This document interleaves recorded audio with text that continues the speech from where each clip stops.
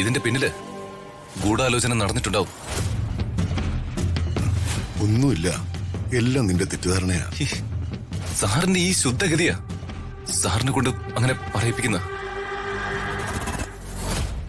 സാറിനോട് ചിരിച്ചു കാണിക്കുന്ന പലരും സാറിന്റെ നമ്പർ 1 ശത്രുക്കളാ.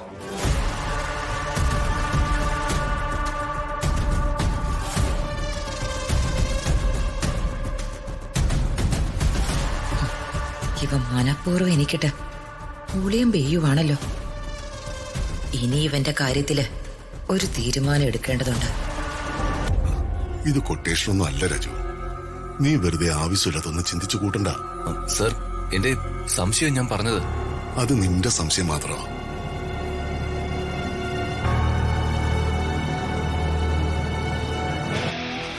സർ,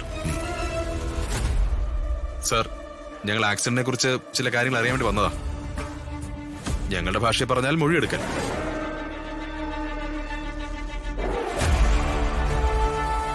ആ ലോറി ഡ്രൈവറെ ഞങ്ങൾ കസ്റ്റഡിയിൽ എടുത്തിട്ടുണ്ട്. അയാൾ പറയുന്നത് അയാൾ കുറ്റക്കാരനല്ല എന്നാ. അതങ്ങനെയല്ലേ പറയൂ. സത്യത്തില് എങ്ങനെ സർ ഈ ആക്സിഡന്റ് ഉണ്ടായത്? സത്യം പറഞ്ഞ ഞാൻ ചില കാര്യങ്ങളിൽ ടെൻഷനിലായിരുന്നു. ഞാൻ ഡ്രൈവിംഗിൽ കുറച്ചുകൂടെ ശ്രദ്ധിച്ചിരുന്നെങ്കിൽ ഈ ഒരു അപകടം ഉണ്ടാവില്ലായിരുന്നു.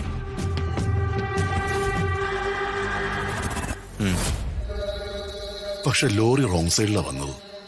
ഞാൻ ശ്രദ്ധിച്ചാൽ മതിയായിരുന്നു. സാറിന് ഈ കാര്യത്തിൽ ആരെങ്കിലും സംശയമുണ്ടോ?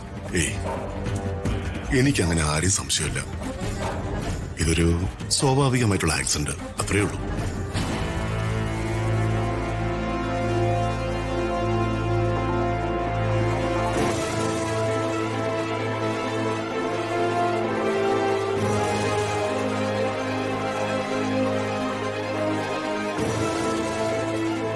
Okay sir, thank you.